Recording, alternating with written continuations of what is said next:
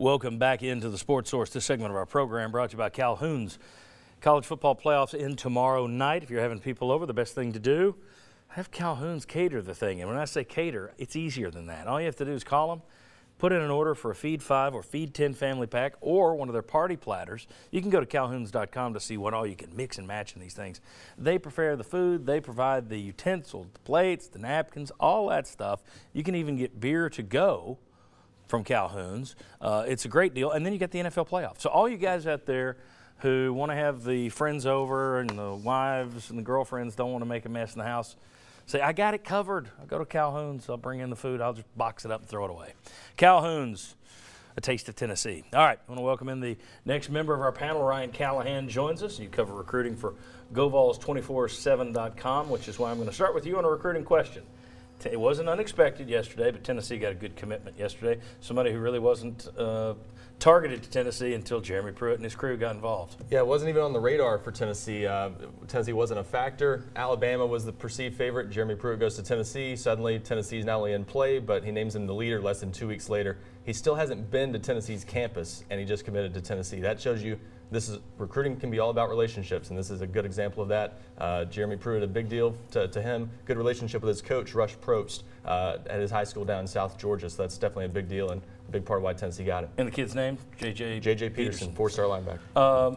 He also has a couple of teammates or ex-teammates that play for, that are on the Tennessee roster, so that will help moving forward as well. But it is interesting how quickly Jeremy Pruitt and this group have come in and made inroads with guys who weren't considering Tennessee to begin with.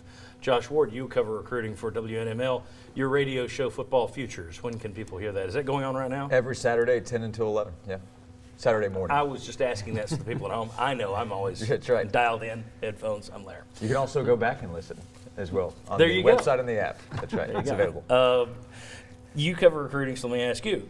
Tennessee had one of the big splash guys, JUCO recruit, '1 tight end in the country, JUCO, that committed. Got a little bit of bad news on his front in terms of when he can enroll. Yeah, and 24/7 with the report that Dominique Wood-Anderson is going to have to delay that, and the hope was that he could come in this week and get things going and be a part of winter workouts and spring practice, but having to delay until the summer. As long as you get him in, that's what matters most. Of course, if you're trying to get things going quickly, you'd like to have him be a part of spring practice. It's also, to me, a reminder, sometimes you have to be patient with this kind of process, and until you get them on campus, that's when you really start judging. But he's one of the most important parts of, or at least one of the more highly touted players in this class for Tennessee. I can't keep track of who breaks what story. If you guys had told me that it was 24/7 that broke that story, we could have just flipped that. I'd have given you I'd let you start with the other one, let you That's take okay. that one. But it's all one big happy Sports Source family here. I got my football futures mentioned, so that's what I was looking for. You're both happy. That's cool. Okay. And so if you want to follow recruiting, these are the two guys in town to follow. Last week we gave you a look at Tennessee's still unconfirmed coaching staff. Maybe we'll get some. Maybe we'll look in the spring media guide as to who's actually hired. Apparently they're just going to wait to announce anything.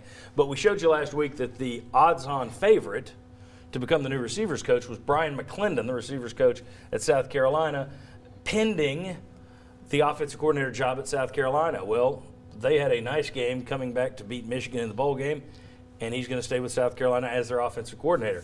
Any ideas, any names being kicked around now that we're hearing in terms of receivers coach for Tennessee now that McClendon's name is out of the mix? And Gruden's apparently off the board. Yeah, apparently Gruden's off the board, but we'll get to that a little later. Lawrence Dawsey, who's been at Florida State, who's a very good receiver at Florida State. That's a candidate that I've heard his name mentioned as a possibility. There's a receivers coach at Purdue also that might be in play. He also coached at Western Kentucky with Helton. You know, well, that plays into it. The Dawsey thing, when you look at this staff, a lot of these guys have a history with Jeremy Pruitt. So it would not surprise me if it was Dawsey. UT has added a strength coach in Craig Fitzgerald. Comes from the Houston Texans. Before that, he went to the Houston Texans with Bill O'Brien. He had also served under Bill O'Brien at Penn State. And before that, he had been at South Carolina. So again, you got another SEC guy there as your strength coach. There's been a lot of talk over what a home run hire that is, what a fantastic hire that's going to be. I'm sorry, I've heard that about every strength coach they've brought in. Maybe the greatest strength coach in the world. I'm going to wait and see on that one. The question is, can you name the last 7 they've hired? Exactly. And it's only been about 5 months that they've yeah. run through those 7. And then also Tennessee added Drew Hughes from Florida as their director of player personnel. Before Florida, he was at Alabama with Jeremy Pruitt. So another guy with SEC ties. We're going to talk in overtime today about the overall work that Jeremy Pruitt's done. Is it as great as it seems to begin with? Because it's always a honeymoon period. Are we looking at it through honeymoon eyes? But when you look at this staff, there's not much problem when you say SEC, and on top of that, he's worked with the guy, he knows the guy, he's been with the guy, he knows the guy. Pretty impressive, the staff he's putting together on paper. Don't know how it's going to work, but on paper, you got to like what you see, don't you? I agree, and this is why a lot of people talk about the importance of having a head coach with SEC experience. You tend to bring in guys who have SEC experience on your staff. Butch Jones didn't have that. Derek Dooley had it to some degree, but this is probably the strongest staff overall, it looks like, that we've maybe seen in terms of SEC ties and experience since Philip Fulmer was here. Great thoughts? Yeah, and experience recruiting in the SEC, and that's why the impact, I think, is already there with the names that have either committed or shown very sincere, strong interest in Tennessee. That goes back to recruiting and their ties to the Southeast. All right. When we come back, we got a little more football to talk. Rashawn Golden leaves. John Gruden, it's the most elaborate smokescreen in history. He's going to the Raiders, but don't believe that. He's not going to finish there. And then also Philip Fulmer made a little news this week. We'll discuss all 3 next on the Sports Source.